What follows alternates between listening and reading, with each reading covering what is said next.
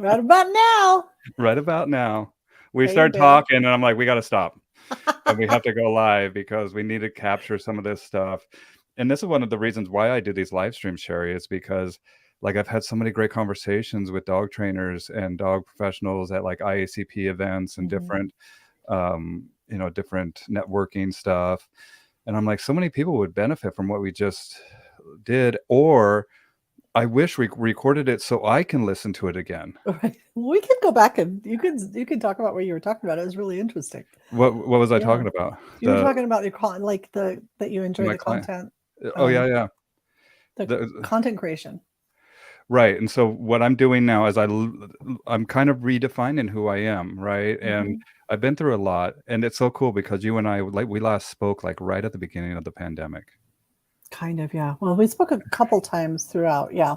No, but It's been our but last live oh, stream. live. Yeah, it was at the Right, beginning of the pandemic. Yeah. that's Oh my right. gosh. And so, and we were like, "Oh, we're thinking about maybe July-ish," but it was, like, 2 years from the time that we spoke. Oh my gosh. And a Yeah. lot of crazy things happened, and then my wife had her illness, and so that Mhm. happened as well, and we Mhm. kind of redefined ourselves, and so I wanna ask you, I'm gonna write these down. What are the biggest changes that we'll talk about that, like, the biggest change. I want you to marinate on this while I talk for a second. What are the Okay. biggest changes that you've experienced during this time, from the time that we spoke previously to now? And I wanna revisit that. Okay. Um, and I guess this has to do with that because I'm reinventing myself, and I really like creating this content. I really like just having these long form conversations. I just had one on Saturday with Mark Goldberg. I saw. We shouted you out at the end there, Oh, what a cutie. and Thank you. yeah, he spoke very highly of you, and I guess you guys worked together at Martin Dealey. Um, Mhm. be- I didn't work with them. I studied with them, under them. Yeah, years ago right. when I was really a terrible dog trainer. Well, and that's what people don't need to realize, like, Sherry was a dog I trainer. was the She's dog. That's how I Yeah, started in this whole yeah, thing. and Yep. so she has a unique experience. She's been in the trenches, Mhm. and that's what I love about you, is, like, you know what it's like because you've experienced it, and knowledge through experience is a totally different ballgame than somebody who's kind of on the outset, Yeah, like, reading about our industry, like, you lived and right. breathed it as well. Oh, yeah. Um, and so getting back to what I'm doing, I love this content. I love my Patreon. Let me shout Oh, out I my don't think I Patreon. know about your Patreon. Oh, my Patreon's awesome. I mean, I need to do a Oh. little bit more. Sorry, everybody. I've been slacking a little bit, but they love me and I love them. And I'm Oh, going to good. here. Look at. Let me see if I can do. Yeah. What? Oh, whoops. Nope, that's not it. Ask you me. Assume that's another lesson Oh right my there. god, I grew up hearing that from my dad. You Assume assume it me. makes an ass out of you and me. Yeah, I have all these little borders here. Here we go. The Bow Wow Bill Patreon page Okay. there. Oh, how cute. I'll put a little link down in the comments down below. So I love that. I love my Patreon people. They've bought me a Good. camera. They bought me a Oh microphone. my goodness. They helped me. My Yeah. RV broke down in the middle of the USA, Oh my and gosh. I was able to cash out my Patreon, fly home that day, go and take it to a mechanic. Oh, wow. Thank you, That's Patreon amazing. supporters, right? And so it's just so cool to Do you have. go live in there, or what do you do in your Patreon? Not yet. In fact, do you wanna do a little Patreon little blurb for me that's exclusive for my Patreon people when or, Sure, I um have no idea what that means, but yes. well, what I've done is I haven't figured out how to go live yet, but I Okay. will, Mhm. and so I record a video and then I'll post it up. Um, Okay. Oh, I but see. Yeah. and so I have my people, so save some nuggets, Mhm. that you wanna share with my Patreon crowd, and we get Okay. in there's some videos that are unique that I've done live streams here, and Mhm. then I'll have videos over there of the people that I've done live streams with, like, Linda McCain or Lynn O'Kayam, Todd McVicker, Oh, um, wonderful. and, where, like, we give there's some good stuff in there, right? And as somebody who's my go-to with the business, Mm. anybody that asks me about how to build a dog business, dog training business, how to do it right, I'm always like, "You need to know Sherry Boyer." Aw, thank you. Yeah, of course. Well, it's the honest to God truth. Yeah, I Um, appreciate that. and so I'm working on building my Patreon audience. So Mhm. if you guys would love what I do here, so consider supporting me there. I'm Okay. working on building my YouTube subscriber base so I can Oh, monetize YouTube, okay. and I'm almost Are at you 1,000 subscribers now. doing shorts?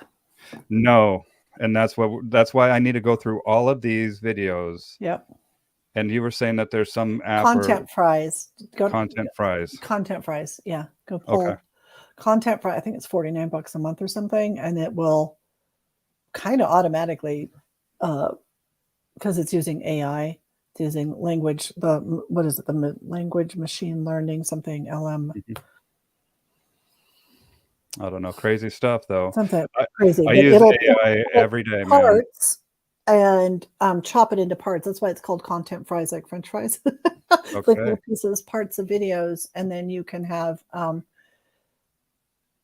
I don't even know. I did a demo once with it. And I'm like, this is amazing, and I do not have time for this. But it doesn't. It doesn't even take that much time. Plus, I'm not one to get on video a lot anyway.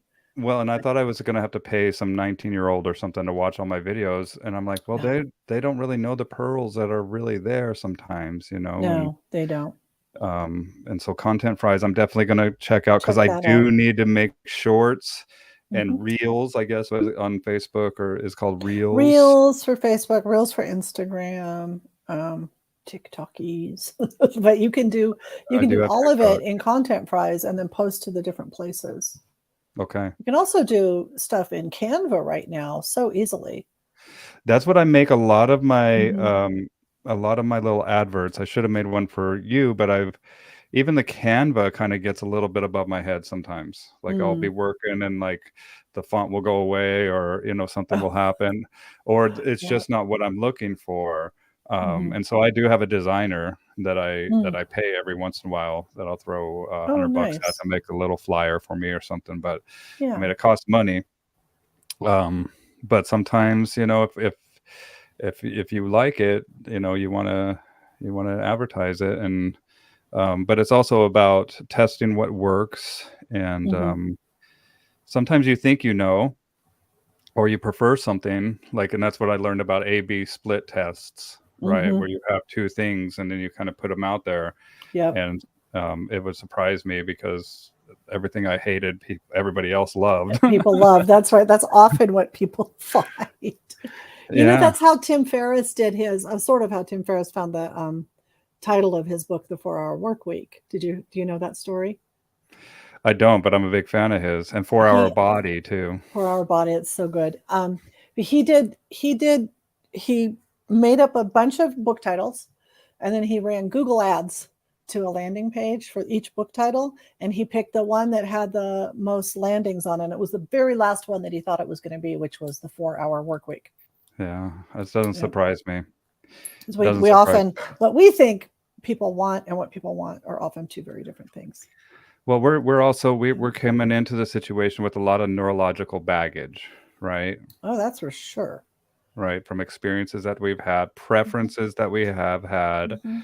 and even with my like, with working dogs and stuff like that, like, I found out that that turns people off, especially pet dog trainers, like, you wanna have your dog earn that or something, and they're like, "Why would I do that?" Right? It's just it seems mean to them, and Mm. so I've had to Oh, pet figure dog out owners? Yeah. pet dog owners, right? Mhm, They have a and so how do I shine this light in a relationship that or what's the verbiage that I use mhm. that's going to get my clients to actually do the Do the work, work. Yep. right? That's one of the biggest things that we hear too from dog trainers. And one of the gripes that we hear, and I've heard people shaming their clients. I've heard It's people, and it's it's like insane. Yeah. that's not what you do, man. Do Like they're not do that. showing up, they're showing up, they're here, they know, and especially if you're in a class or something like that, they know they're behind Mhm. everybody else, but they're there, That's right. That's and right. that showing up, what do they say, is like 80% of it, right? Mhm. And so, like, I see people complaining all the time, "They didn't do their homework." I'm like, "You really thought they were gonna do their homework? Wait, wait, what got you thinking that? That's yeah, hilarious. You thought they were gonna do their homework. No, that's why they're paying you, so you can help them. do their homework while you're with them. And not to shame them, Mm-mm. you know? I mean, you provide them the truth, and the truth can be Mhm. brutal sometimes.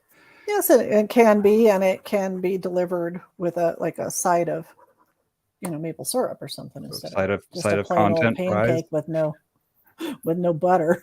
Yeah, no kidding, a little dry. Blah. So let's start back, and I want people to know who you are, and while I do that, I'm gonna share this because I want as many people to join us as possible, and I've talked to a Okay. lot of people about you, Oh, thanks, and Bill. so I'm gonna tell I'm them so glad you're doing this again because I know how much you love this and you're really good at it. oh, thank You're you. really great at interviewing people and This is carry like oh, go ahead. no, just carrying on conversations, like letting them flow and go where they will. Yeah, this is my surrogate bartending job. I miss being a bartender and just getting to know people, right? Hmm. And like, tell me more about yourself because I'm just fascinated. I'm a humanitarian. You Hmm. know, I love people Hmm. and I love to teach. I'm a teacher and a humanitarian. If I could boil my life down to two life themes, Yeah, that's what it would be. I can see that in you. Absolutely. Yeah. And I love it when I connect with people.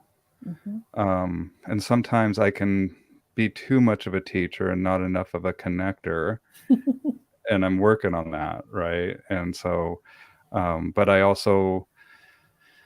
like to hire people that can help me with that, and you're like one of those people um, that I trust will give me the truth. Um, and so, what do you do, and where are you at, and all that stuff. I'm going to share this, and then everybody else share it as well. Oh, While thanks. you do a quick intro, okay? Is it sharing? Oh, I'm just going to do an intro of myself. Okay. Yeah, yeah. Who are you? Like share while I share the interview, you I'm share like, there I yourself. am. That's me. How do I get I don't know. The wrong way. There. They're trying to point to my name. Yeah, it's backwards. I'm being a dork. Um, so I feel weird introducing myself. Hi, I'm Sherry Boyer.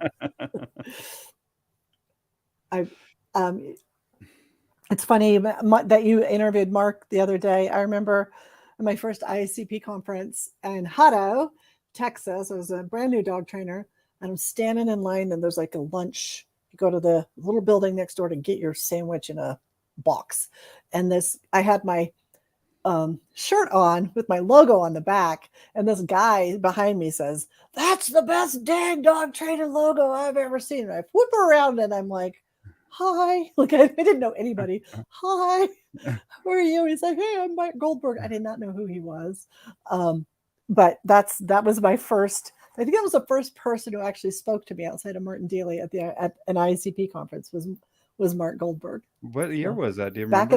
back in the day, I think Was Temple Grandin there? no, it was Okay. 2005. Oh, wow, way back. Okay. I think Way, way, way back. Yeah. mine was 2010. I go But way it was back. Hutto, Texas too, right? It was Triple Yep. Crown Training Academy back then. Yeah. And now Star Mark bought them. And Mhm. yeah, Temple Grandin was there, Oh, and I got wow. to meet and speak with her. That was wonderful, right? Nice. And so you started as a dog trainer way back I then. started as a dog trainer 2005, and had a room in my garage. I lived in an area that didn't get too hot, so I was able to do that pretty easily. Created a room in my garage with my husband at the time. And within a year, it's like May 2005 started. By 2006, Christmas, I had 26 dogs I was boarding and training in my house. It was crazy. And I'm like, my husband at the time said it's either me or the dogs. I'm like, well, it's obviously the dogs. And so we Watch out what you ask for. that's exactly correct.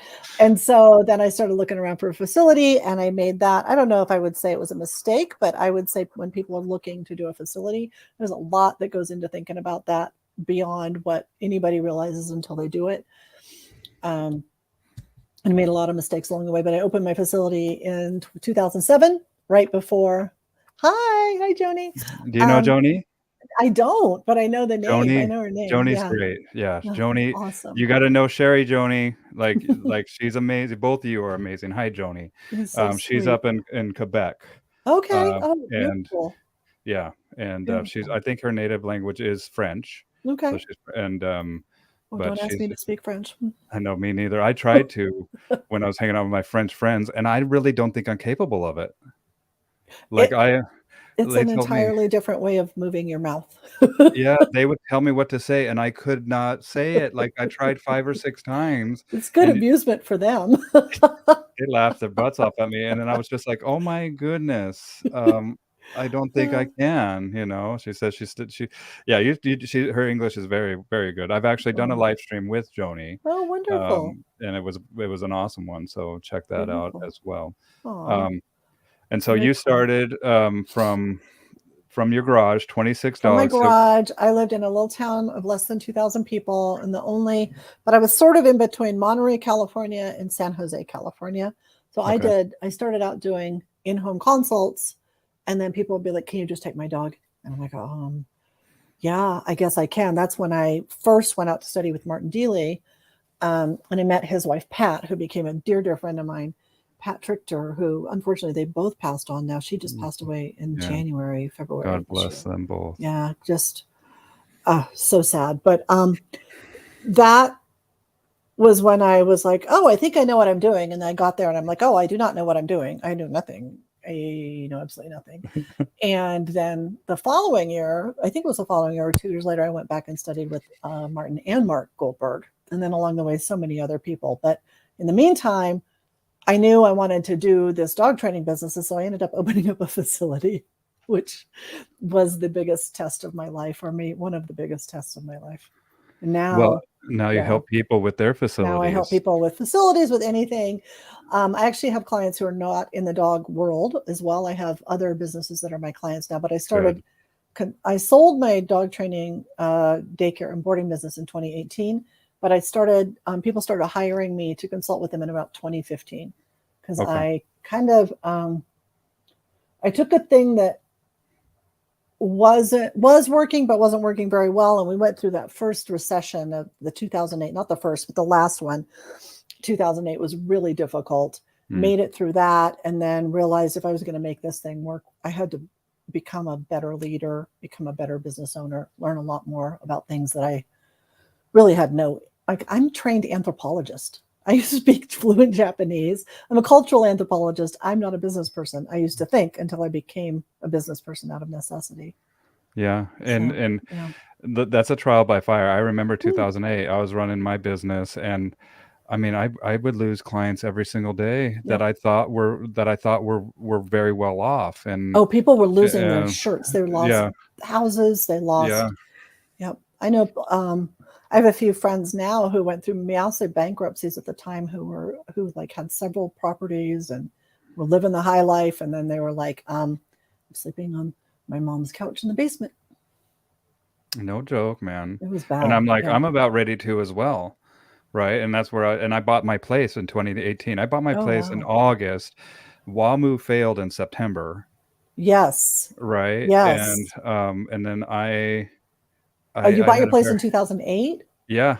Oh my Because gosh. remember, that was the housing market, right? Yeah, And that was so crazy. and then I was like, "Dude, I need to get one of these loans for," and I bought this, like, big ranch here, right? But I Wow. am so lucky that I offered half of what they wanted, And and they then took it. they took it.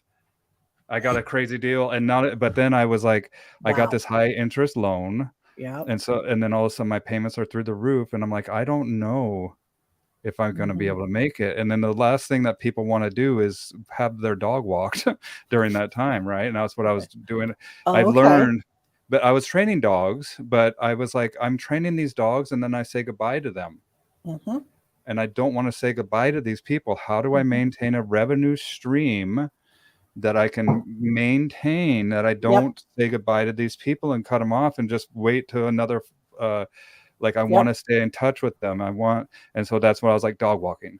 And Oh, so that's then I did brilliant. 2 walks a week, Yep. right, was my minimum, and I would charge Hmm. 25 bucks a dog. At the time, it was 20 bucks a dog, Oh my gosh. and then I was just, like, kinda reverse engineering it in my head, Hmm. right? And when you are paying $2,100 a month.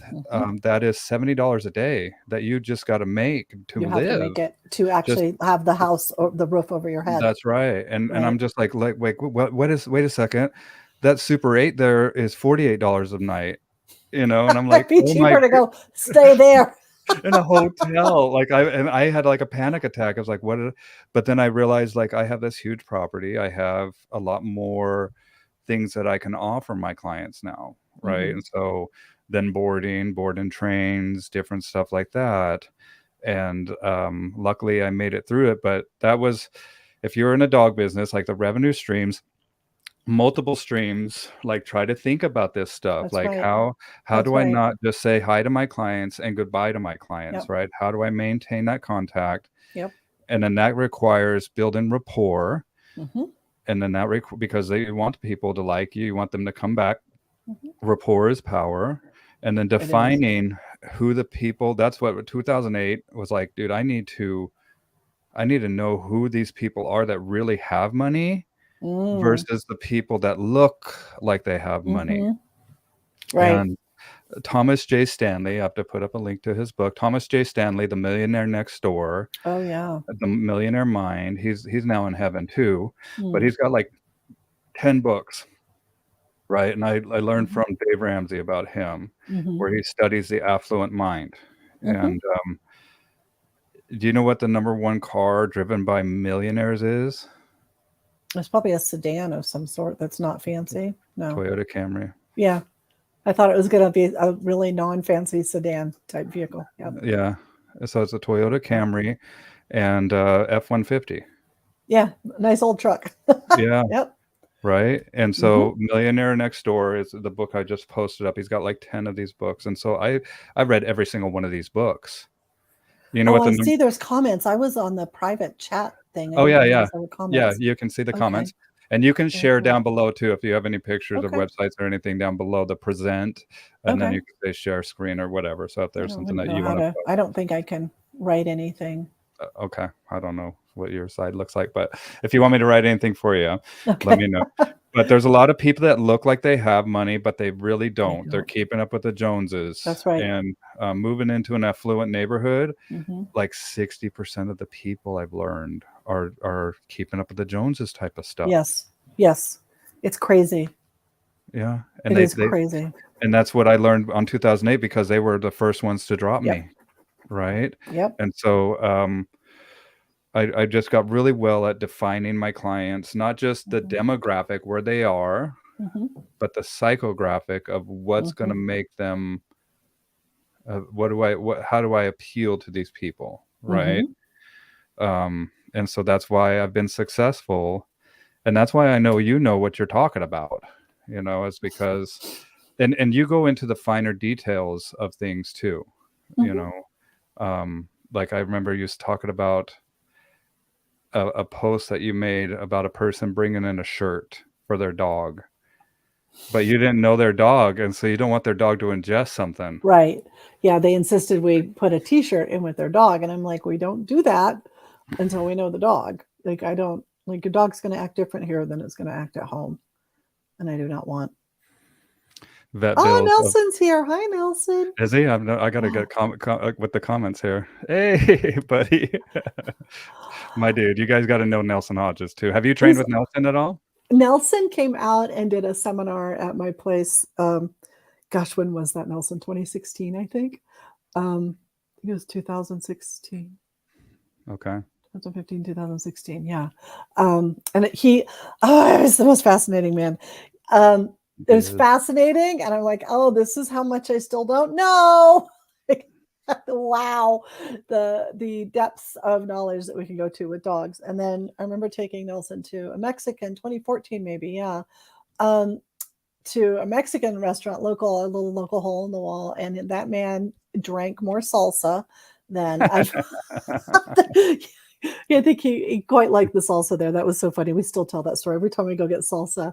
My husband, Steve, is like, "Hey, I wonder if Nelson would like this salsa or not." I'm gonna Yeah, have to I'm he's pulling up laughing. Nelson's while we're talking about him, I wanna post his website here for Yeah, I love um Nelson. and I'll share it really quick too, so you guys can check it out. So Nelson and people, I was recently at the Napopo Mhm. Silver School, Mm. and this is basically it. This is Oh, wonderful. his canine human relationship, It's beautiful. right? And so Mhm. you guys, this is where I recommend. Like they were like, Mhm. where should I go?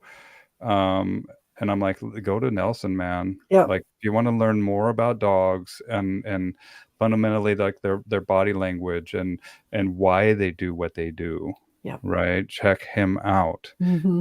And Nelson, I gotta ping you again for another live stream. His live streams that I do are some of my most popular ones. Oh, that's awesome. Yeah. And I so love people it. I think inherently know that this guy knows Mhm. what he's talking about. He sure does. Um, but what you were saying about not feeding the dog, or people don't think about this stuff. They want to please that client all the time, and they Oh, want to yeah. do Well, I they have in a business where I was doing we were doing training, and then we were boarding just at people's dogs instead of training dogs. And I when I look back, I'm like, I don't think I'd maybe ever do that again, but I learned so much about human nature. And that's one of the places where I learned how to set down boundaries and uphold them, was by dealing with people who had um, they were good asks, right? Like they were asking for something that they thought they would help their dog, but I knew and my staff knew that that was potentially could be harmful for the dog, and so we learned how to say no diplomatically. Yeah, I mean, Yeah. and boundaries are very important. What's one of the things in a previous not I've done a couple live streams with you, and we Mm. really got into boundaries, I love boundaries. right? And Boundaries will that change a life, not just when you set them, but when you uphold them, they will change a life. right. So when Yeah. we talk about boundaries, what you Mhm. mentioned was like we can have a little old rickety chain, or a little old rickety barbed wire fence on a rotten post that you could easily just kind of push Yep. over, Boom. or we can have Guantanamo Bay, baby.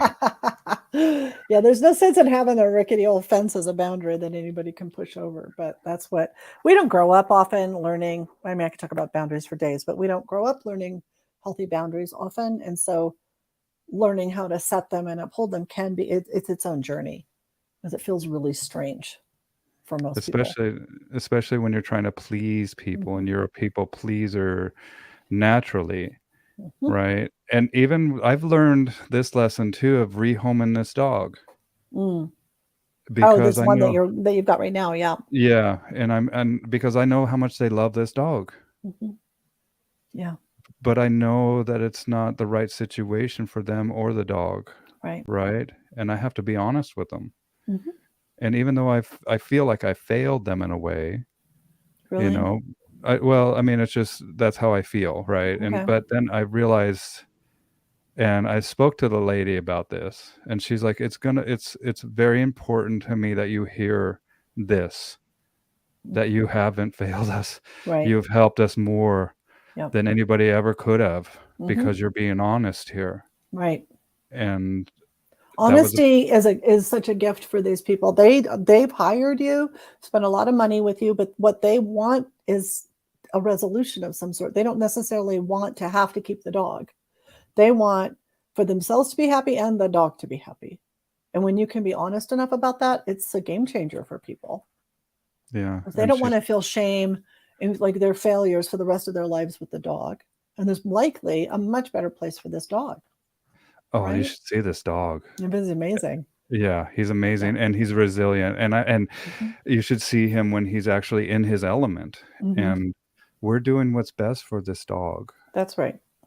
and that's important Hmm. to know as professionals that we've traded our lives to be advocates for the dog, and Hmm. not every situation is gonna have, sunshine and rainbows. Sometimes you're gonna That's be right. the, "Let's get rid of the dog guy Hmm. or gal," Hmm. and, but then there's another dog out there for him, and I'm like, "Hey, Oh look, this yeah. might be a better dog for your situation," and she's already shopping for this dog. Yeah, she's probably all excited. She's like, Yeah, "Give me a dog totally. that's easier to live with."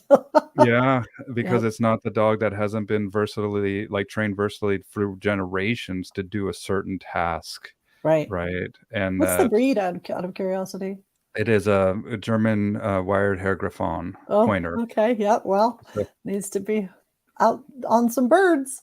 Yep, out on some and you Yep. should see it on birds, you know, I'm It's actually I amazing. should take some videos of it Mhm. because it's like and I had a shadow student here recently from Canada, and I was Mhm. like, "I want you to see something." And I brought her back, and I put the dog on a bird, Mm. and you guys, if you don't think that your dog knows every single inch of their body, you're wrong because just watch a dog when it's stalking, That's right. right? And this dog was aware of every Mhm. millimeter of their body, and she was like, "This is fascinating. I've never Mhm. seen this. Can you take a video of this for my employees?" And I will. Mhm. I'll absolutely. But it's good to know and see the dogs in the element because Mhm. they've probably hunted with him. He's 4 years old. They've hunted with him 6 times in his Mhm. life in Oh, 2 wow. years. Well, that is not enough. Yeah. No. He needs And to so be with someone who does that. well, and if not, then something that can surrogately stroke that Mhm. intrinsic desire with that dog, right? Mhm. And, something that, and a lot of these people, they'll plant birds. They raise their own birds. They go out and, there's these preserves, they're pretty cool, Mhm. that will set up a mock hunt for you, and it's not necessarily the wild, but it still strokes that desire, It's right? close enough, right? Yep. Totally. It's close enough. And, it's good to know that this stuff exists because a lot of people just don't see it, and we don't know what we don't know. That's one of my favorite sayings. You don't know No, what we you don't don't. know That's for un sure. until you know it, and then you're like, "Okay." Until you're like, Um, "Whoops, didn't know that. Now I do." yeah, and Nelson's one of those people too, Mhm. right, that will teach you some stuff that you don't know, I guarantee it. Mhm. You know, about the dog Mhm. knows what's under his paws, what's under his chin, Yep. and I say that, "My dog likes licking me," and he's like, "Yeah, to taste ya." Yeah, it's like a little salty. Yep. S s See if you're toxic or not. Yeah, maybe for later, who knows what's Uh, gonna happen in the world, but, um, those people, like you said, that where you walk into a situation and you're like, "I know nothing." You thought you Mhm. knew it, but then you go in, you're like, "I know nothing." Yep. Do you recommend people do that? Do you recommend people putting themselves in situations Oh, like well, that? I do because I personally love to go learn something. It's like my, um, the strengths finder test. Have you ever done that? Where you find out like your top 5 strengths Uh-uh. compared to it's called Strengths Finder 2.0, and that was created by either one guy or a couple of guys, but then it got bought On out by rack. Gallup. But it's a great test. You can either buy the book. The cheapest way to do it is to buy the book from Amazon and then get the code out of the back of the book and then go on their website and enter the code. And it's a book, but it's not really a book. It just goes over each of the 35 strengths. Well, it was eye opening for me when I did it when I hired my first coach, my first business coach in 2010. Um, and I say first because I always have a business coach. So I am a business coach now or a business consultant, and I have them. So I've never stopped learning. But 2 of my 5 top strengths were learner and input. And that's a problem, kind of, on implementation because none of my top 5 strengths had anything to do with implementation. They were all about bringing um, gathering information. So when you that question you asked for me is like, absolutely, I like to put myself into situations all the time where I don't know anything. In fact, I went to Japan when I was in college, um, and studied Japanese for a year before I went, landed, and could not speak a word. I thought I could until I couldn't. Cried on the Shinkansen on the way to the city I was going to because I didn't buy the right ticket. Yeah, anyway, but I think it's a great thing to stretch yourself, to grow some resiliency, to go and learn something from people who know more than you and who will be honest with you and say you need to up your skills a little bit in this area. And You know, I by doing that, you will be a better, not just a better human, but better for the other humans that you interact with that you're trying to help. Because if we're in the world as a dog trainer, we're not just working with the dogs, we're working with the humans who have the dogs, right? yes. We're And working on interspecies communication. all day long. Yeah. Yep. And I had a business coach too, John Assaraf, You Murray know, Smith, and so back in the day, now I don't remember. I actually hired someone in 2009. So my first business coach, we're still really good friends. John Assaraf was teaching at something, and it was up at Lake Tahoe. Can't remember this group. And he was talking on the stage, and he was like, so one of my clients is this guy named Bow Wow Bill. And I'm like, who the heck's Bow Wow Bill? And I'm on my phone like trying to find out who Bow Wow Bill is. And and he was talking about all the stuff you were doing and what a learner you were and how Mhm. incredible you were. And so then when I met you at one ICP. of the ICP conferences, yeah, I was like, oh my God, it's Bow Wow freaking Bill. Yeah. Yeah, Yeah, John is still a dear friend of mine, and he John's truly helped amazing. me, he truly helped Hmm. me buy my place. He truly helped me Hmm. get my head right. He truly helped me attract the right clients. Hmm. I owe my success in 2008 to John Assaraf, Yeah. right? Yep. Because I attracted enough of the core Hmm. clients that I still have those clients today in That's 2023. amazing. Yeah. Isn't that crazy? And I have It's their like wonderful. I just have one of their daughters just text me about watching her two dogs. Like I have the whole Oh, family, right? yeah. And Yeah. if you do this right, Hmm. you, you do it where it's real, and not only that, Hmm. but it's ironclad, man. Like Yep. there's something it just goes into this, but it's also about, because I'm genuinely love my clients. I genuinely Hmm. want to help them, um, and I'm genuinely grateful. But it's also uh, I said I realized I know nothing. Right, that what we were talking. And it takes some vulnerability and setting Hmm. aside our ego, especially as dog trainers, It does. to go and learn from somebody else and Hmm. to suck at something, right? And Yes. be Be willing to willing to be really bad at it because that's the only way you're going to get better at it. yeah, and be Really. willing to take the wrong train, Hmm. right? And to be in a spot where you're like, I messed Ah, up. I messed up. I was wrong. I tell people all the time those 3 words are one of the most powerful statements that we can say as individuals. I agree. Yeah. But it's also the change and the action that Hmm. we need to take. And some of those Yeah. If we actions, get stuck in the I was wrong piece or the I think I failed piece or I didn't do that right piece, and get stuck in that, then there's always the other side of that piece. Like, how can I take an action to do it differently such that that doesn't happen again? otherwise you Yeah. become a victim, Oh, correct. Yeah. right? And being Hmm. a victim, why don't you want to be a victim, Sherry? Oh, so there's a difference between a real victim, like a victim of a crime, um, Of course. that kind of victim, not what we're talking about here, right? When you are a victim, there's no strategy to not be a victim. Like, what is wrong with being a victim? You're getting attention for something that was going to keep you in the same exact place you have been Mm, and not move forward. And being a human, part of being a human is part of our brains are built to learn more and move forward and learn from mistakes and move forward. It's the reptilian part of the brain, the fear part of the brain. Like, if we were still back carrying spears and hunting things and living in caves or whatever, we would over and over again have to learn from mistakes and do them differently in order to survive. The problem with being a victim is it keeps us in not even survival mode. Like, if we really had to be somewhere and trying to survive, people who stay in victim mode would not be able to.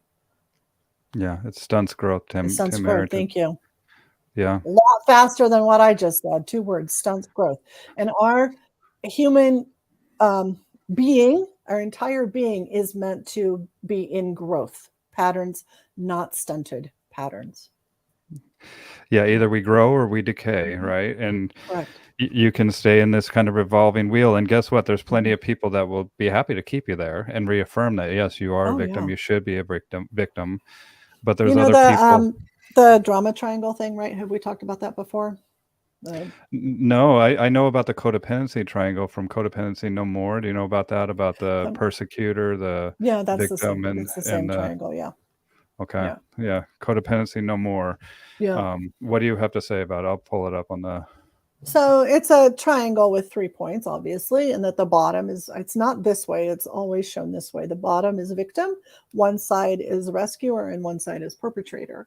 And when humans are not aware of this, they're often somewhere in that cycle. And the original teaching on this came from a psychotherapist, I believe, back in 1972. And then the Codependency No More people relabeled it. I mean, he didn't trademark it, so it can't be kept that with, anybody can use this. But when you're in victim mode, you absolutely must have a rescuer. There must be someone who's rescuing you. And then in order to be a victim, there has to be a persecutor or a perpetrator. And sometimes these roles can be two people. I don't know if they talk about that in the Codependency No More piece or not. So if you're a victim, somebody's rescuing, paying attention to you, trying to help you, listening to your story, whatever it is they're doing, as soon as they stop and go, I don't know if this is helping anymore, they immediately become the persecutor or the perpetrator. Yes. So two people can take up the three roles. The victim has to be willing to stop being a victim, stop getting attention for whatever this is, and the rescuer has to be willing to become the perpetrator. Yes. Well, and a lot of times this stems from childhood, and especially children with addicts, right? Or children because they're out in the world and they're like, "Hey, caregiver, you're supposed to Adult children of know." alcoholics Right. are trained to be caregivers and rescuers. Yep. Well, and you think that you're acting on your own, but you're acting based on the other person, right? And so it's essentially you're being controlled by another's actions or to keep things even and from getting out of hand based on experiences as a child. Say you had a drunk father or something that was getting into trouble all the time, and you knew that they shouldn't say this, but you're like, wait a second, you're also the child, and that if your caregiver doesn't know how to act and you know how to act, what the hell is this that's happening right now? And then it becomes patterned very early childhood. And then you try to rescue other people, and then when they don't listen to you, then you persecute, and then you become the victim as well. Persecute. A lot of it, when I've seen a lot of human dynamics, is the perpetrator or persecutor isn't doing anything. All they did was maybe set a boundary, or they stopped rescuing. They start to realize, right? And when they withdraw or move away, this victim person is so used to being the attention being given to them for that, they will act out in a certain way and potentially blame that person who was helping them before or trying to help them, right? They'll also, there's a lot of illness in this category. They will also get sick and not realize why. If they're not super self-aware, they'll get sick because being sick can bring a lot of attention as well. Now, I hesitate to say what I just said because I am not blaming sickness on the actual individual. Believe it, I'm not doing that at all. However, our bodies will create amazing things in order to keep getting something. And sometimes it's just a cry out to pay attention to ourselves. Like, we don't need to be getting attention from them. We need to be paying attention to ourselves and going on along a healthier road. Like a lot of, this could go really weird, but a lot of autoimmune conditions absolutely are caused by people who are chronic rescuers, chronic people pleasers. I'm one. I don't do it anymore.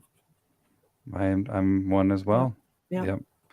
And it takes a point of like breaking, like where you have been sick for so long that you either you're sick and tired of being sick and tired, right? And you're like, there's something else that needs to happen here, and you start living for yourself, which feels very strange to someone who grew up with codependent type, right. And you start setting those boundaries, and that at the core of you feels like you're going to come undone sometimes. Well, because you don't know how to not do it. Because you've never really done it. Never done it, and it's totally foreign. And you feel like maybe everybody's going to leave and you're going to be all alone, which is, I think, one of our biggest actual fears as a human. Yeah, and loneliness is I mean, loneliness is a big driver to keep people in this circle or this triangle, as we say. But know that it does get better, and the only person that can do this is you. And there are professionals out there that can help you realize your true potential. And I posted up the Strengths Finders book as well. Oh, I'm going to awesome. check that out as well. Yeah. anytime we mention a book, I always put it up in the Oh, comments. nice. I'm a vivacious reader, and I'm always learning myself, Mhm. and it's just cool. Even the personality tests and stuff to know. It's really really great to Mm.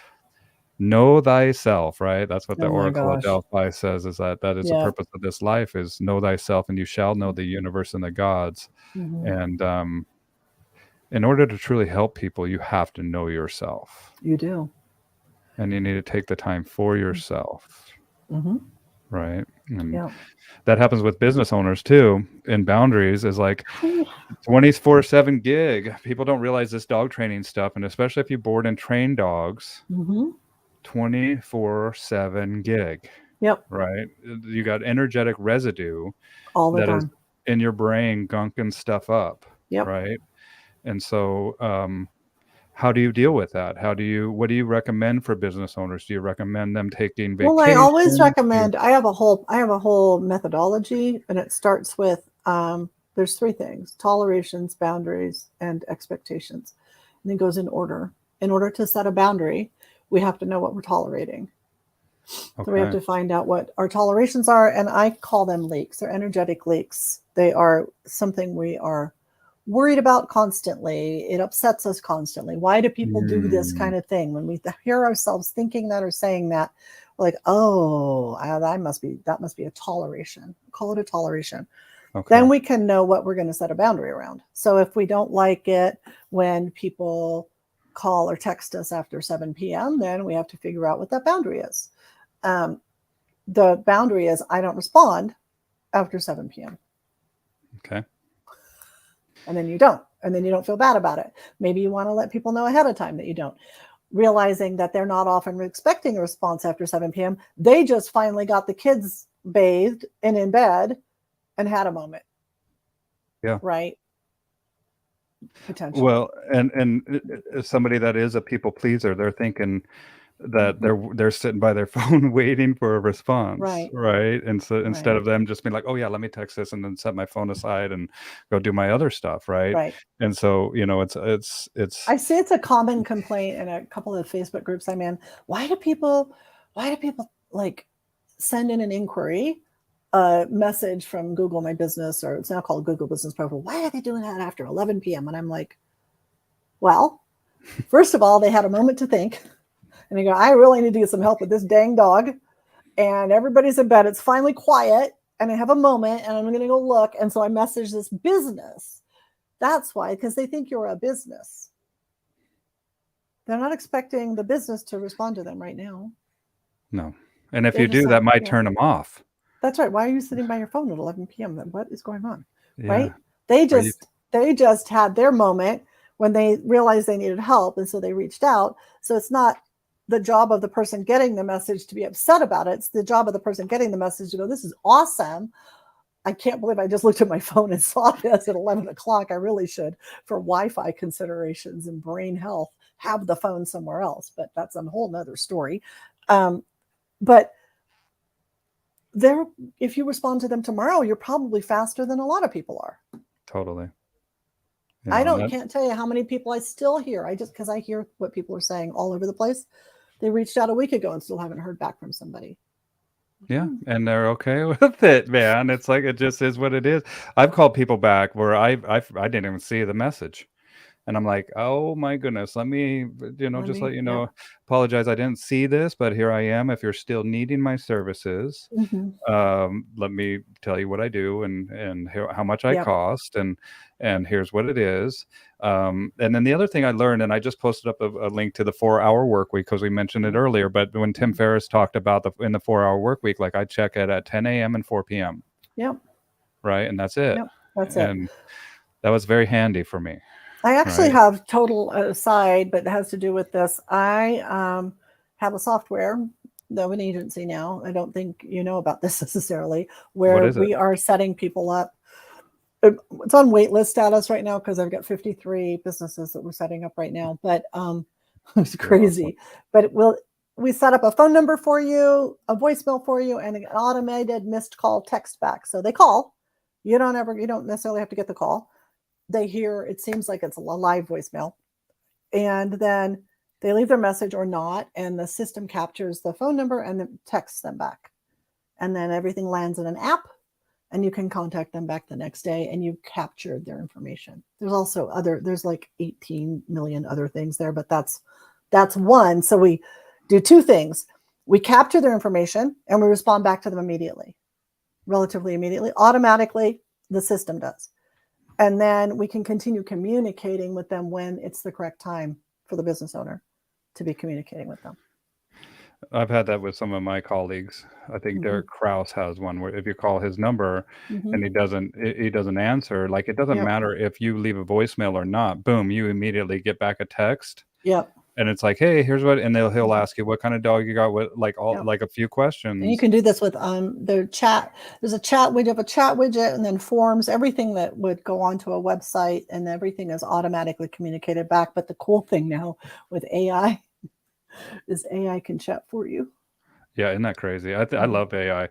So Blue Dog Canine Training, I currently use Grasshopper for this. What's yours? Grasshopper is great, actually. Mine goes like 89 million steps deeper than Grasshopper because it's all around. You can run your entire business from it.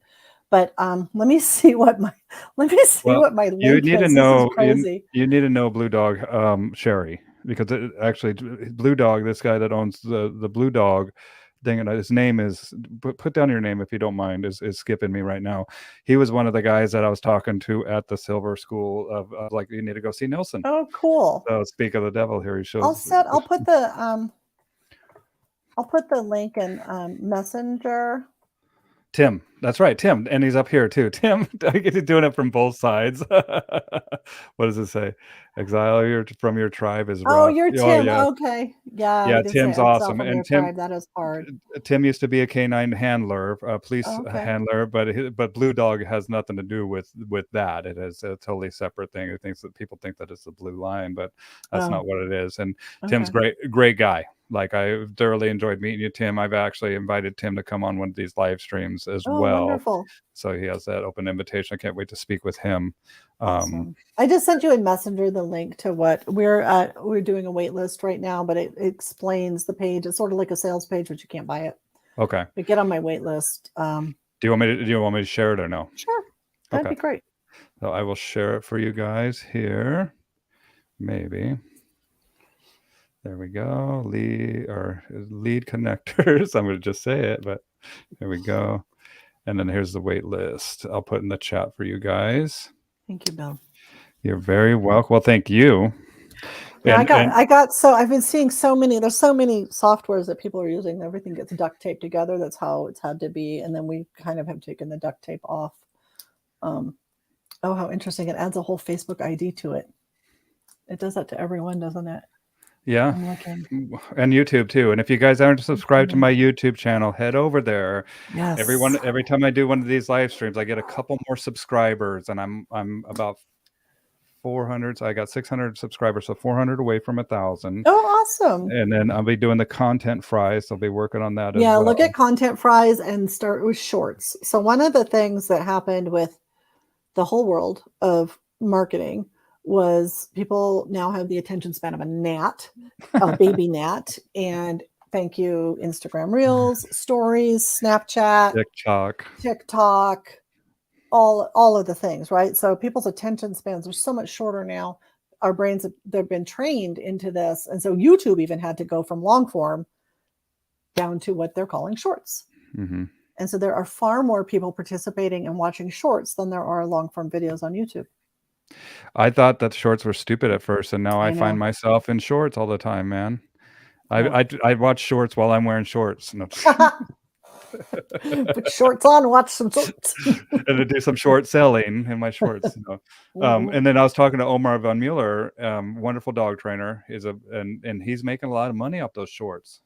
He's making he's a dog trainer?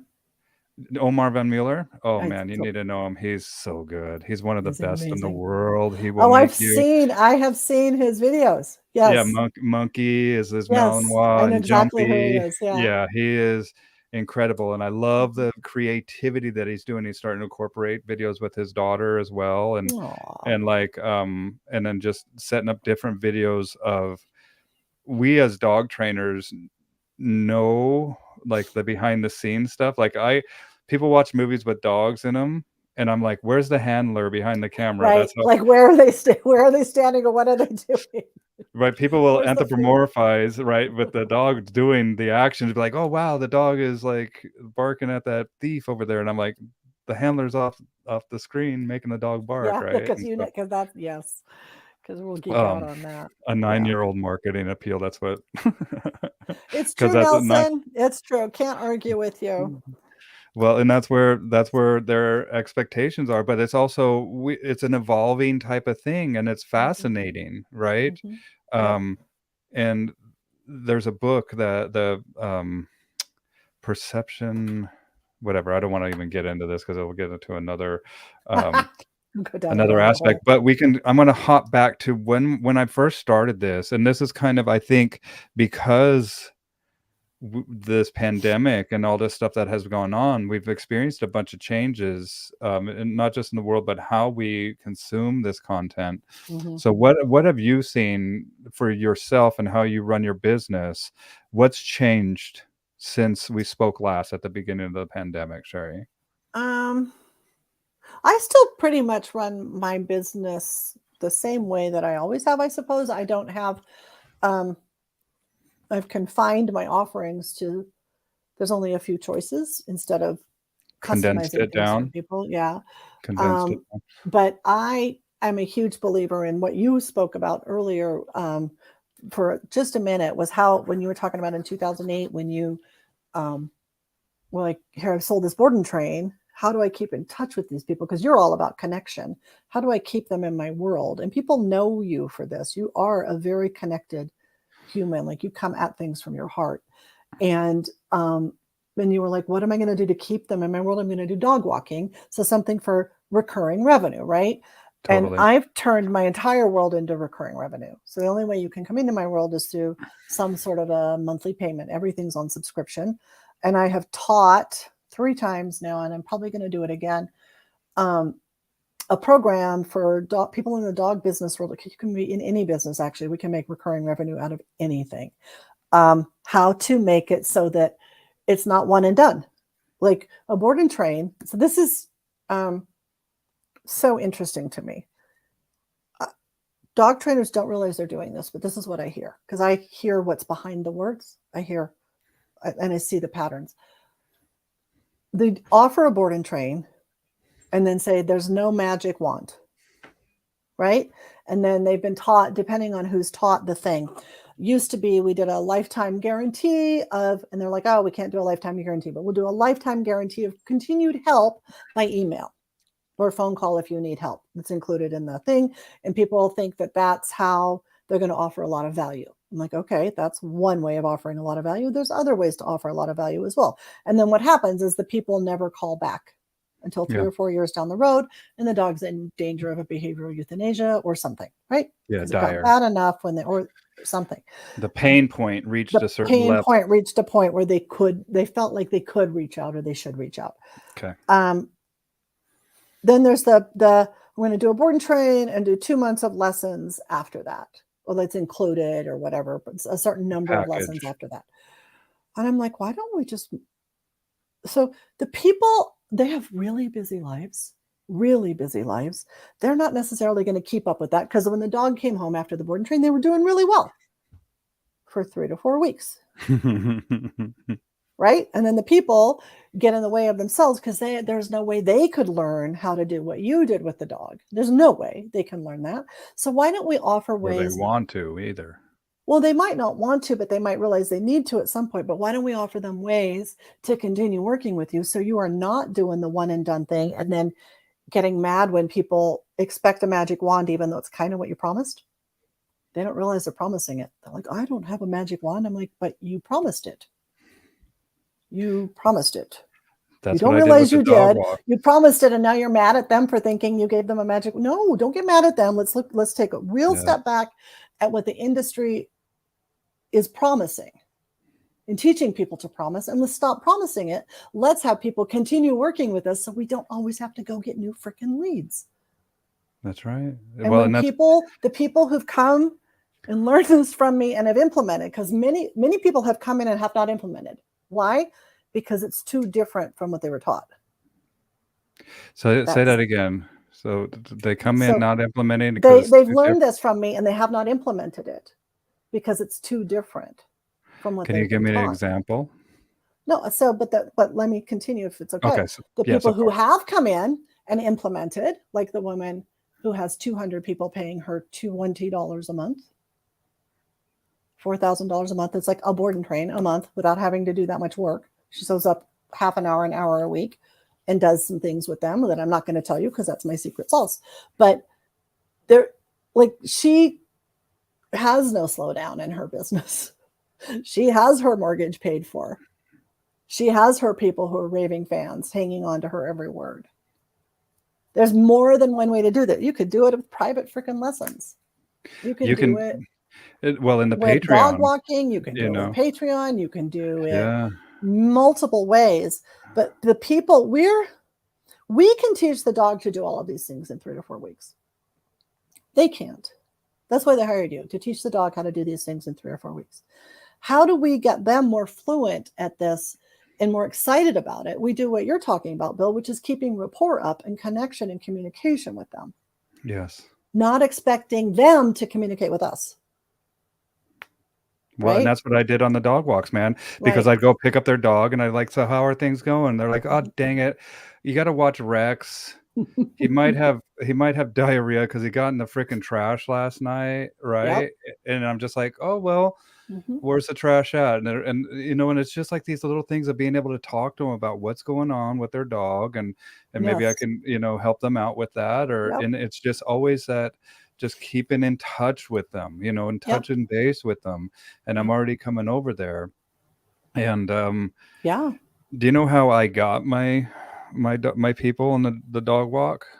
No. So I did my group class, and Okay. so I did, and my group class, I would just qualify people, right? And I basically qualified them on how they showed up, right? Mm. And if they were a big family, then I can see, oh, these guys need help.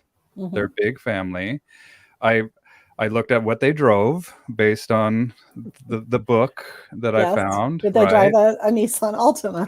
Right, or if they drove like a Range Rover, A but they Camry, weren't Camry, a Toyota a Camry, Camry, not on you. Yeah. right, a Camry, or Yeah. like if it was nicer or whatever, then I knew that maybe they might be an ideal client profile that I could maybe market this business to, that maybe they had some discretionary income that they could help. And I know that these people, a lot of these people, my clients, and where they lived, and different things, and I would just have some considerations, and then I would ask them, I was like, you know what, why don't you stay after the class for a bit? Mm-hmm. And so everybody would leave, and then I would be like, you know what, I have something to offer you. I do this dog walk, and how about if I just throw your dog on Tuesday's walk? Mm-hmm. And when I took him out, I found out from John Assaraf about the law of reciprocity and Yeah. law of scarcity, Mm-hmm. and I would take their dog out, and I would, and not only that, but I found out about lifetime value, Oh, right? huge. Yes. Right. And so I Huge. I I spent a little money. Mm-hmm. Okay. So I went out and I took a picture of their dog, and I love taking photos, and this was before we had photos like these iPhones that had these cameras that were, so I had brought in my professional camera equipment, and I would take their dog like out on the dog walk. I'd put them up on a waterfall or something and take a picture of them. And then I would kind of take note of the decor in their house, and then I would go and buy a frame Mm-hmm.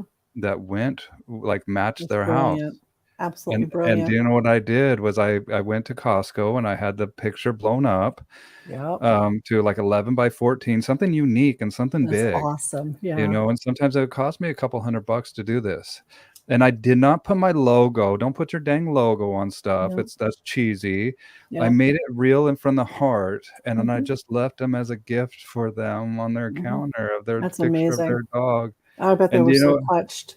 they cried. I Yep. was like, they're like, I can't believe that you did So this. touched. Yeah. And I had a client for life. And not only that, but now every single person that came to their house, they're like, oh, I love that picture of your dog. And do you know what they would say?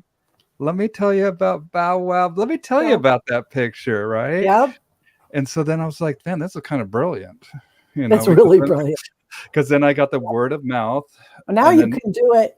You can just order straight through Canva or something. You could just right, right. it's Well, now I crazy don't how like easy. now I Yeah. filled up my coffers like I was Mhm. at and so I started hiring employees, and that is a totally different Oh, that is a conversation. whole different game. Yeah, well, that's a That is a whole they nother were the bane of conversation. my existence for a Yep. while, man, these employees, and then I started managing people, and then I was like, "You know what? I'm done." And then saying, with payroll stuff, payroll taxes, and then L&I or, that I mean, whatever, that's a totally different conversation. So then I was like, "I don't want employees now, I'm just gonna max it out, Mhm.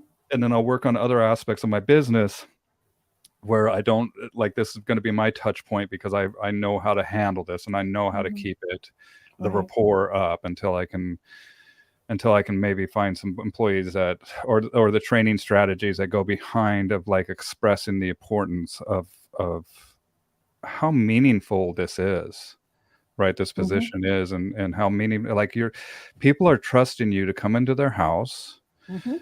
People are trusting you with the one thing that they love the most, That's right. which is their dog, Mhm. right? I had an employee lose a dog once. Oh, they got the dog Um, back, right? well, they did not get the Maybe we dog should back. It not was talk no, about that. it was a rescue dog. So Okay. that was my saving grace, was like, "They just got Okay. this damn dog, okay?" Yeah. And luckily, the employee's like, "Yeah, just throw him in the mix." Like, and they didn't talk to me about it or anything. Yeah. And the dog popped out of their collar and was off. And I'm like, "What? What is going on?" And I'm like, "Okay, I have to stop everything. I gotta go meet you. I'm sorry, Mhm. but I gotta say the story because it was like there."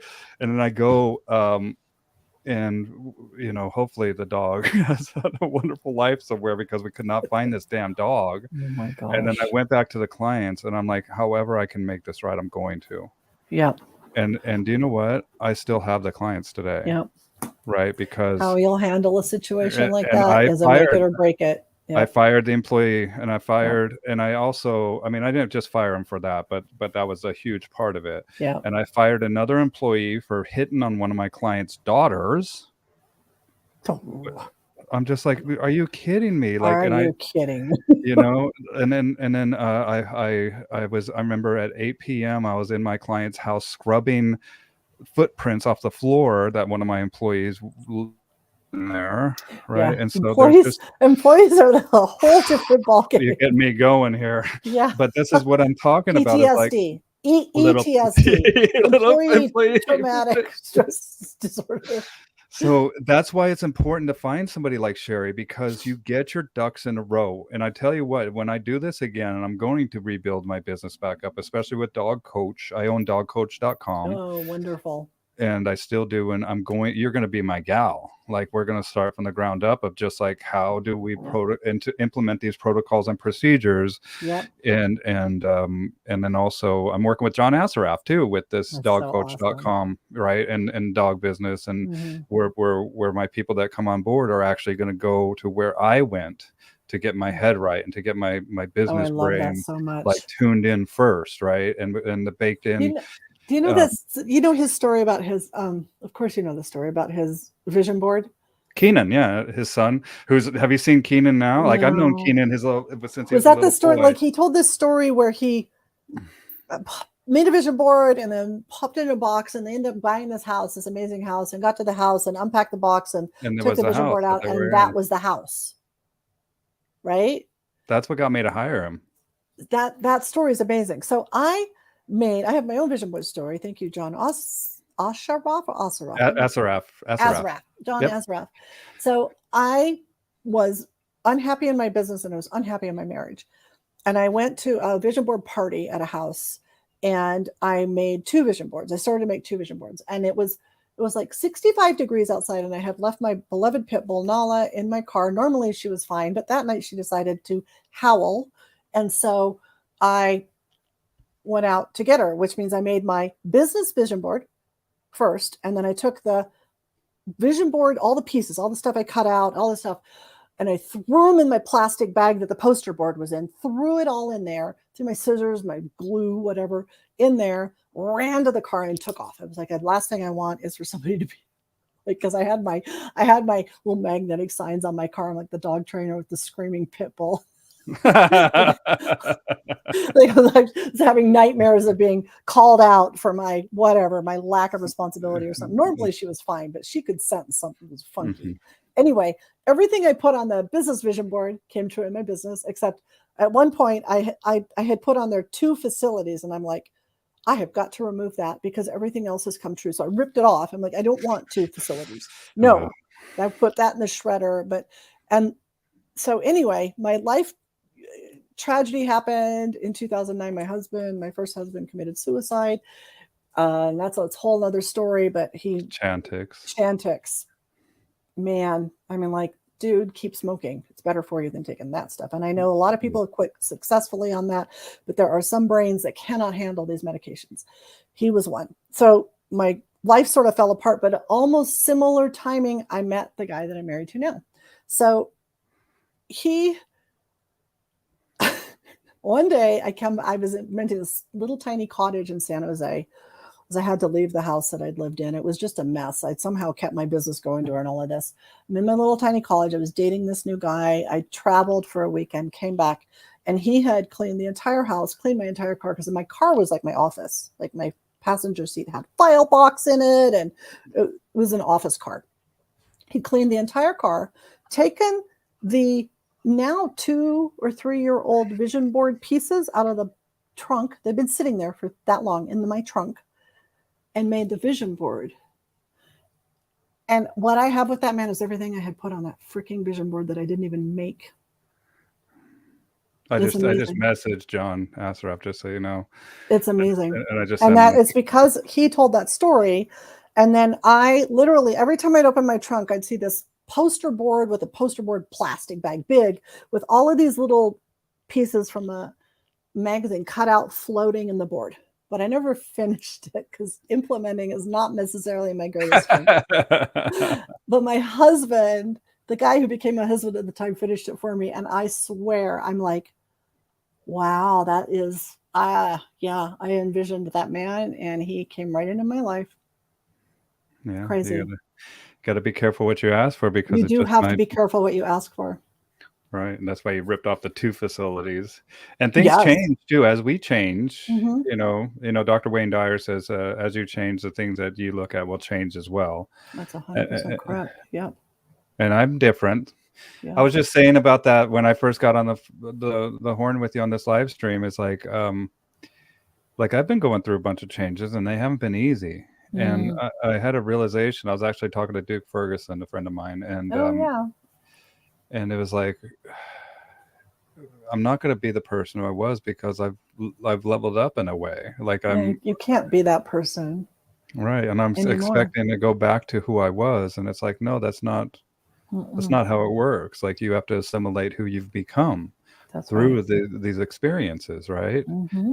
And I one of the love biggest, that. yeah, and I love having the realization of that. It brought me a little bit of solace. It's like, yeah, Mm-hmm. man, that this is just onward and upward. And sometimes there's these things called growing pains, and we have growing pains in business as well. Oh, that's for sure.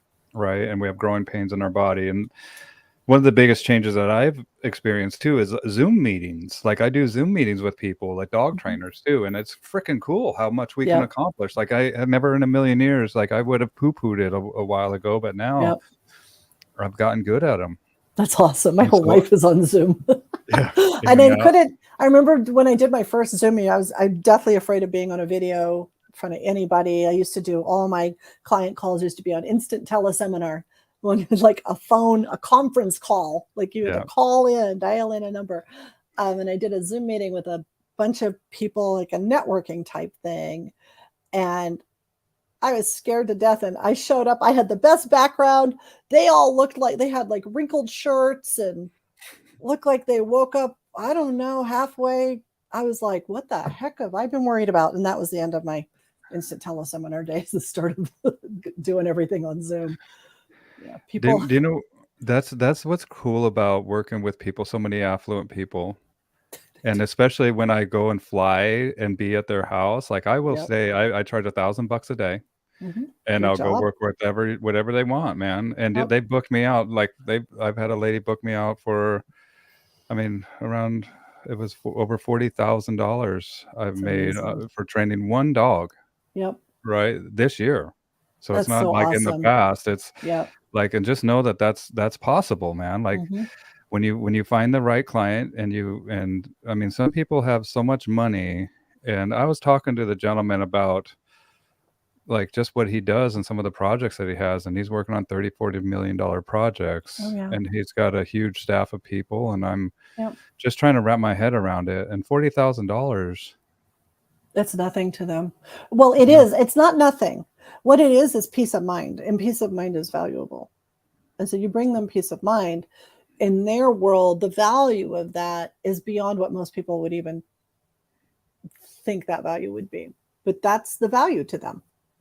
that's right. And I was Mhm. talking to him about like their daughter just graduated from college, and they were going down to stay, and they were making their assistant was making them an appointment at Four Seasons, and they Oh, were yeah. like, "Oh, I'll just take care of that with the concierge and all this stuff." And it's a totally different level of experience, right? And Yes. so even with me, like some people I'm not calling them back or texting them or anything, but if you're paying me $40,000, there's a little bit of difference there. Oh, Like yeah. I You're going to be there is calling them back and texting them. you better believe it, man. Like That's I what they're like paying for. and not only Yep. that, they were asking me, "Do you provide everybody this level of service?" And I said, "Hell no, I don't."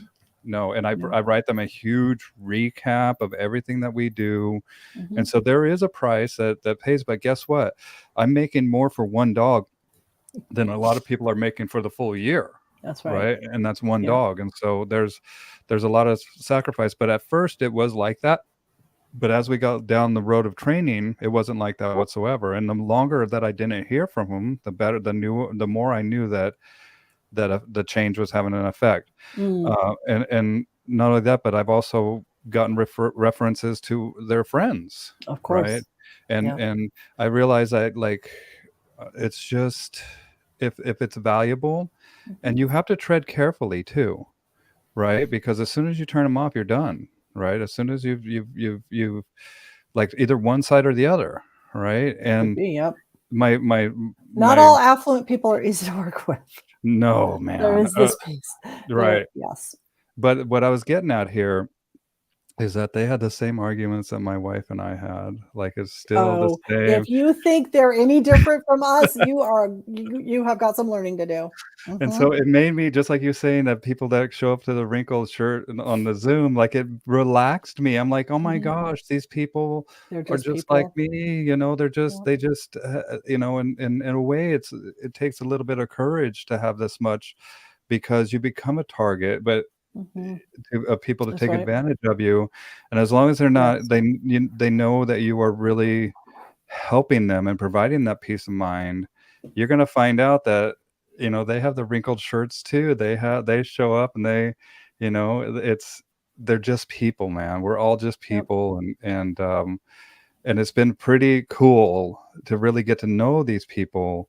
But it's and on one aspect too, it's also liberating because you realize that we're all kind of the same, and we all kind of have the same issues and the same problems. Oh yeah, And the thing people think if you got a lot of money, your problems are going to go away. The money will amplify your problems. It will not. If you have a problem right now and you get a lot of money, you're going to have the same problems, but they may be bigger because now you have more money to spend on them. You're going to attract more attention. You're going to like it's going to you're going to be in a different sort of energy, but the problems didn't go away. You're still the same person yeah, absolutely. I mean, unless and you've done the work. well, on Right. yourself, and Hmm. even they do the work on themselves, right? But Hmm. even that means that you have to um like find the people that you gel with, and the people that are going to understand and help you and tell you the truth, and not be afraid. Like, I tell them the truth, and even if it's something that is going to, like I said, you have to tread carefully, Yes. but There are you some also people owe you can do them the that with and truth. some you can't, but there are also people who are at that level, whatever that means, that they have a level of affluence that may not be what the rest of us are sitting in. Um, but they appreciate the truth because nobody else will tell them. Yes, and they get intimidated by their station in Right. life, Yep. and they start kissing their butt and telling them Yep. what they want to hear, not what they need That's right. to hear, Mhm. right? And I've been nervous talking to these people when I need to tell them what they need to hear, but I I need to bet. say it Yeah. exactly the way it is, Mhm. and They especially appreciate you even more for that, I'm sure. yeah, and Yeah. especially when the man needed to work more with this dog and the lady needed to kinda chill out a little bit on her reactions, emotional Yeah. attachment to it, and Mhm. label the situation the way that it's meant to be viewed as. Right. And, but there's also aspects of problems that are above my pay grade that I have no business dealing with. Mhm. Elsa says, "Dealt with presidents and billionaires for many, many years. Just be professional." They don't They're know what you know. professionals.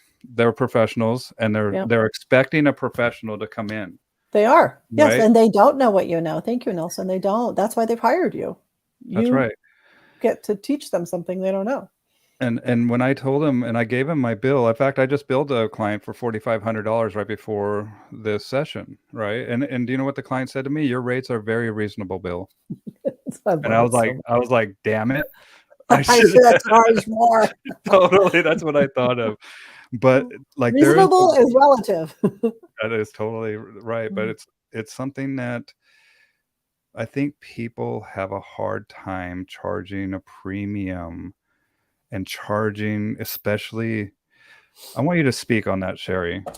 W What percentage of clients do you get that undercharge? Well, when they're first in my world, the majority of them, and then after a little while, that hopefully goes away. Yeah. If they stay with me, if they realize the value of what they are delivering to those people, that will shift, but it requires a shift in mindset. Requires a How do you get that shift in mindset? How do you start that? Well, it would depend on the people. Like I have a paid group where I have private clients and I have a paid group. Hi, Dennis. Is it Dennis or Denise? Dennis. Denise, I believe. Denise. Yeah. And I have a whole money archetypes system that I run people through, which if you know what your money archetypes are, then you know what the strengths of that archetype is and the weaknesses of the archetype, then you can figure out if you're working out of the weaknesses or if you're working towards the strengths of it. Um, which is a big aha for a lot of people. But when people, so it goes back to what I was talking about earlier, tolerations, Right. boundaries, expectations. When people are not charging enough and then getting the type of clients who are asking maybe for too much or I don't know how to say this nicely. Um, Who they aren't doing I mean, they're they not don't doing the work. they're valuing it They're exactly what they're questioning what you're doing. There's a constant sort of natter, that means you're not charging enough. It means you're tolerating behaviors that you wouldn't have to tolerate if you charged more, usually. interesting. Mhm. And so if you find that that's like you're tolerating, you might have to want to think about, wow, am I charging appropriately for the amount of time I'm spending on this? The amount of Mm, effort, the amount of frustration, the amount of all of these feelings that are coming up. Do I want those feelings or not? And then it becomes a progression of um, it depends on the person, really, right? Like I've got a gal who's a dog walker. She's been with me for years, and she also boards. She has a dog walking company, has employees, and she boards was boarding a lot of her clients in her home. She has a lot of the clients, not her clients, her clients' dogs in her home because like they're the dog walker. And what's the natural next thing? I trust this person. mhm. Now I'm going to go out of town. And so she was charging $65 a night or something when I first met her. She's now up to $125 a day, going up to $150 a day. I think maybe we're going up higher at this point. I think for I to charge board with her, 150. it's going to be over $200. And this is not training. This is dog walker. She is a trainer in her No own right, shit. but she's gonna to board with her. It's going to be $200 a day, and she only has a certain number of spaces because she was boarding too many. It was for her becoming too much.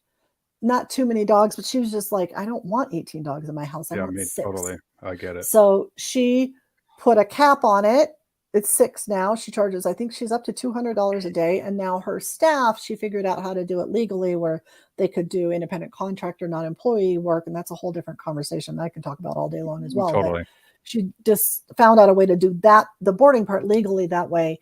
And her to board with her staff is now $125 a day. So, and they're paying it. Okay. Why? Because they trust her. You're selling peace of mind. That's what I tell people. I don't Peace of board mind dogs. all day long. They are not going to go if they're not going to trust you with their dog. They might. There might be somebody who gets a bee in their bonnet and goes, "Oh, that's too much. I'm going to go somewhere else." Okay, let them go somewhere else. Do not try to hold on to them. Guess what? They might come back. I had to go through this in my own business when so I was a trainer, so I charged a lot more for training than I did for boarding. So I had a boarding, daycare, and training facility after I had been doing board and trains out of my home and in-home consults. And I did not think about the pricing thing as deeply as I could have. I traveled around the country, visited 100 different places, did all this pricing comparison stuff, and went, I want to do my business that way and not that way, da, da, da. So I charged $35 a night for boarding. This was in 2007. $35 a night for boarding. I'm embarrassed to say this now. And then if they picked up after noon the next day, $15. So for $50, 2 days and one night, $50, right? Guess what I was charging for daycare for a day? $50. $25 a day. So you could board your dog with me for 1 night and 2 days and spend the same amount of money and get more care. It cost me more to deliver that care because I had staff. I have my own bird dog sitting here right now going, it's time for dinner and to walk. You see my whole, hi. Such a dog trader I am. Yeah, I know, it's dinner time. I'm so sorry. Well, we'll get off here soon, buddy. He is, what am I trying to say? And he is he's a pointer. So JSPs are great, man. I have one. Him. Yeah, I didn't ever think I'd want one, but I love this dog. But I realized one day, I'm like, oh, what am I doing? Like, what the heck? Why am I charging that? I was charging it because that's what other people were charging. So I hired a mentor, and oh man, she and I just did not hit it off, but her strategy was good. I ended up firing her a couple of years later, but her strategies took my business to the next level. She was just impossible to get along with. Yeah. But and so sometimes you got to take the information and not the person with you. Yeah. So but I had hired her for 6 months before I implemented the pricing change because I was so afraid of losing my client base. People pleaser, chronic people pleaser. So afraid of it. Finally, I ripped the Band-Aid off and one person got mad. So I ended up, 2009, 2010, I changed my pricing completely. And I was sort of in the boonies. I was south of San Jose, California by 25 miles in Gilroy, California. It smelled like garlic. It was kind of a puntsy little town. I was charging more than people in San Francisco were. And I had people, other facilities say, why do you think you can get that kind of money? I'd be like, because they're paying it to me right now. Because I have to look at my labor. How much am I spending on my employees? How much am I spending on leasing this building? How much am I spending on everything? And it has to pay for itself. And it wasn't paying for itself until I did that. And then I literally was charging more than double what a lot of places in San Francisco are still charging today. Yeah. But I don't know how they're making it. Well, sheer numbers too, right? Sheer numbers, but also they end up selling from person to person to person, and there's unsuspecting buyers who buy it and then go, "Oh, dang, what did I just do?" And they don't what I get myself into. Yeah, do better strategy. Well, we're going to wrap this up here pretty soon. So, Nelson, see you, buddy. He's got to go. A bunch of people need to watch Nelson. this. Thanks, Nelson. Thanks so much for coming. And we'll do another live stream here too, where we get into some specific. I mean, we just touched on stuff that we can take a full. Oh my gosh, 2 hours on, we talk about this stuff for hours. But I want Blue Dog Canine, is that that's Tim Harrington. A good strategy. There's several good strategies for capturing new clients, and I would love to have a conversation with you. My business is at thrivingdogbusiness.com, and then I also have a free it's called 4-Day Profit Race. It's number 4. dayprofitраce.com. And I have nothing to sell you in that. It's literally 4 days. Click on the link, watch a short video, and do the PDF. And it is really good. I get great people give me feedback all the time on that thing. It'll give you some ideas on where you are right now with how much time you're spending on certain things and how much money you're bringing in, and maybe where time could be spent differently. And that's how you can get on my list. Can you type in 4dayprofitrace.com? I'm doing it right now. Oh, you're so awesome. It's number Yep. 4, dayprofitrace.com. That's a little free way. I also have a free group called Dog Business Success Community on Facebook. And you can always just find me on Facebook and message me. But if you find, there's 2 of me on Facebook. If I'm standing against a wall trying to look like I'm on an album cover, that's not the right one.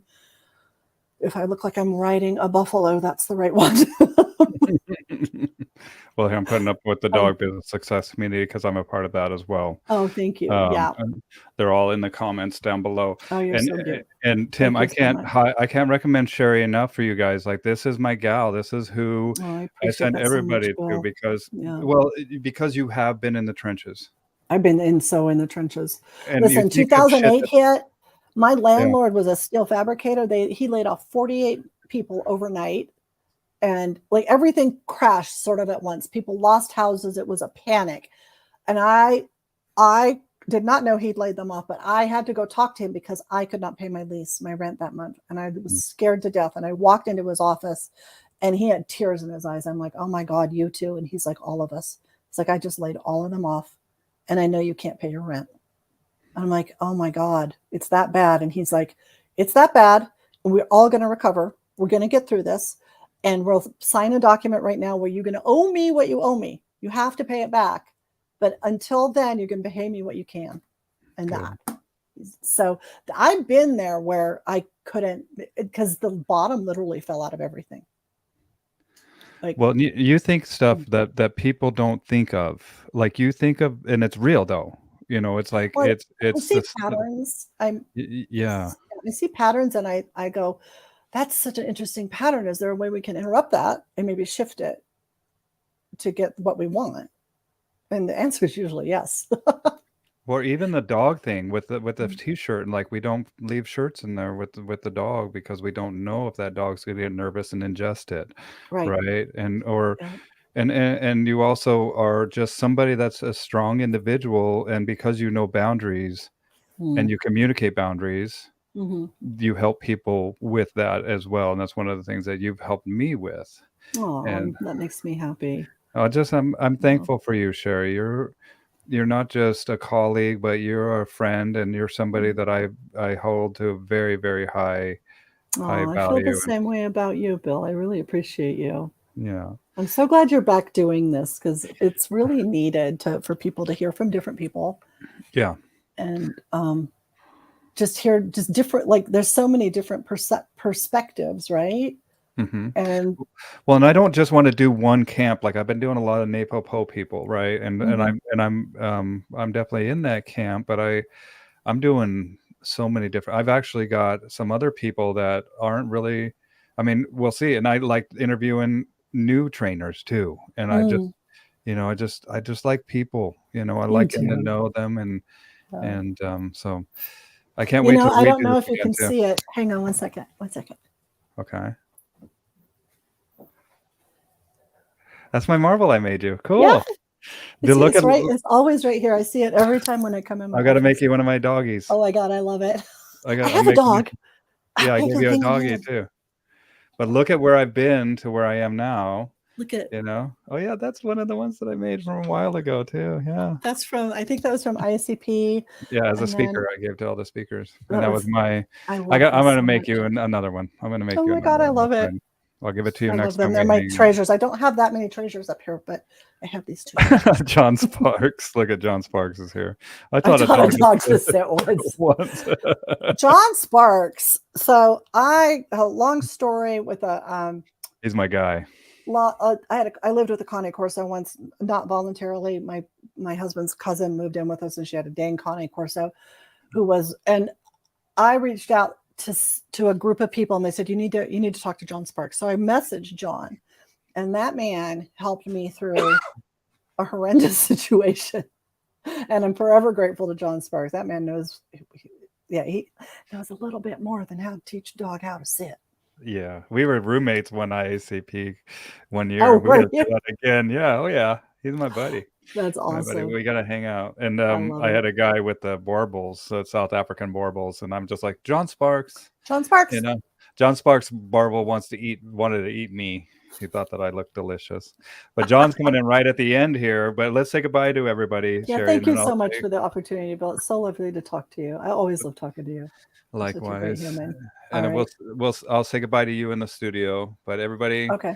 au Thank you everyone revoir. for listening and watching. I appreciate you. And check out my Patreon page. Yes, I did post that up in the link. So check that Okay, out, you cool. guys. And I'm gonna check Yeah. out Content Fries, and then we'll say bye, everybody. Bye.